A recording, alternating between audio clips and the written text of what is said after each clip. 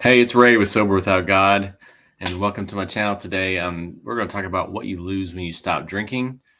On this channel, we talk about sobriety issues and we talk about deconstruction, but today we're going to tackle sobriety issues and going to talk about what you lose when you stop drinking. If you are looking for help in your alcohol-free journey, I encourage you to try the Reframe app on your phone, and it's a great tool for having community and having people who are like-minded, who are trying to stop drinking, and they'll be there for you. And they give you all kinds of great tools to help you along your journey, or any other sobriety tool if that you need. I encourage you just to get started on that journey, and the first step you take will be that first step on a long journey that you will not regret. So, what do you lose when you stop drinking?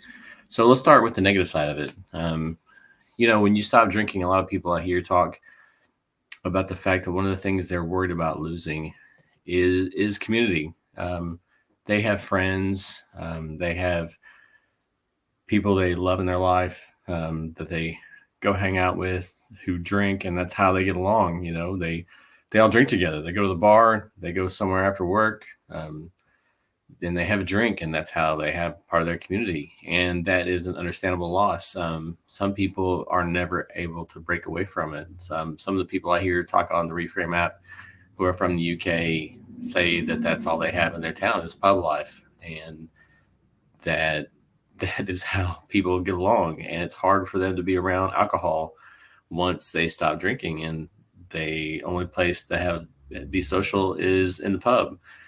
And that may be a situation for you. You maybe that's where your friends hang out, and that's where all all those things happen for you. Your life may be an episode of Cheers. That may be a dated reference for some of you, but your life might take place at a bar, sports bar, or a pub. And if that's the case, then there are ways to combat that, and there may be conversations that need to be had and boundaries that need to be set. But the most important thing to remember is that your life and your health and your safety are paramount and the most important thing in this process.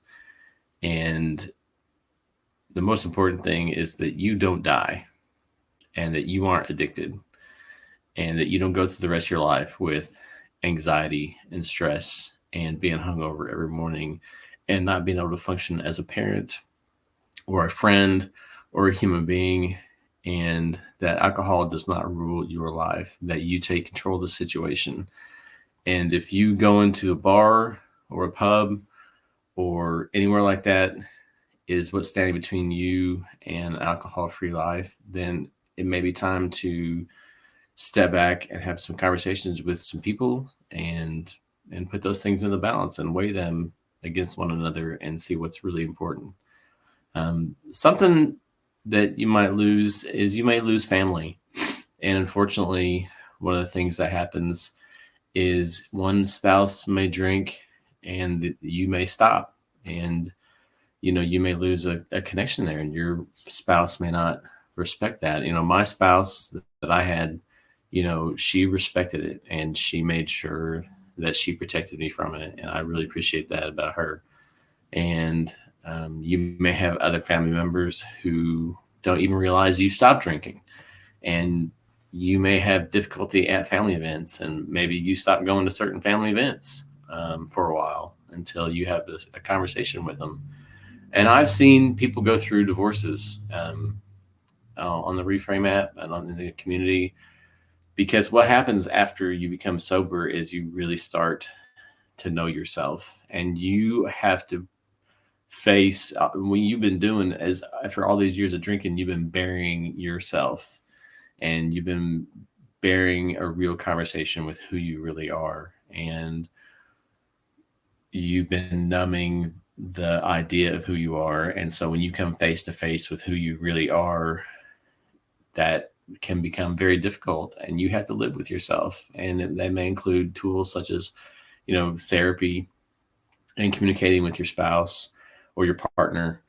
And you maybe become a completely different person sober than you were when you were living an alcohol filled life up to that point. And sometimes marriages don't withstand that, and sometimes relationships don't withstand that, and that can be unfortunate. But all those things can also be counterbalanced with therapy and good communication. Sometimes, most of the time, a lot of the time.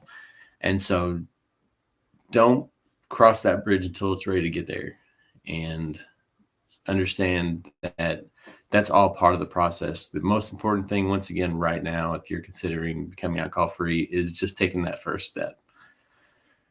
Other things you may lose, good things you may lose. Anxiety. Anxiety is one of the things that people have as a side effect of drinking regularly. And when you drink all the time, or a lot, or as a regular part of your life, it affects your brain in a very negative way. And one of the side effects of it is creating a high sense of anxiety all the time. And you live in a stress bubble frequently. And when you're living in that stress bubble because of high anxiety and because you drink all the time, of course, one of the things you do to get that stress back down is drink more. And so you think you're bringing that stress back down, but the alcohol in your system, when it reacts with the chemicals in your brain, all it's doing is bringing your anxiety level right back up. So over time, that embedded stress and anxiety comes down over time. And I can tell you, after being sober for 2.5 years, that is absolutely true. That I was treated for anxiety the entire time I was drinking. I was being treated with anti-anxiety medication, but a lot of that is gone now because I'm not drinking, and that was the cause of the high anxiety. Sleep disorders. Some people have sleep disorders because they'll go away, but one of the things that'll go away when you stop drinking are sleep disorders. A lot of people have trouble sleeping, and you think that alcohol is something that helps you go to sleep at night, but sleep actually interferes with REM sleep, and it may help you get to sleep, like to a low level sleep, but actually what it's doing is interfering with your long-term REM sleep. And so one of the things that you actually get back after a period of time is good sleep, and getting those good sleep hygiene habits back is very helpful. And a lot of people, it's a struggle, and it takes them some time to get that good sleep back, but you won't know until you stop drinking alcohol. There are a lot of great things that do go away when you stop drinking. The hangovers, the anxiety, the lack of sleep.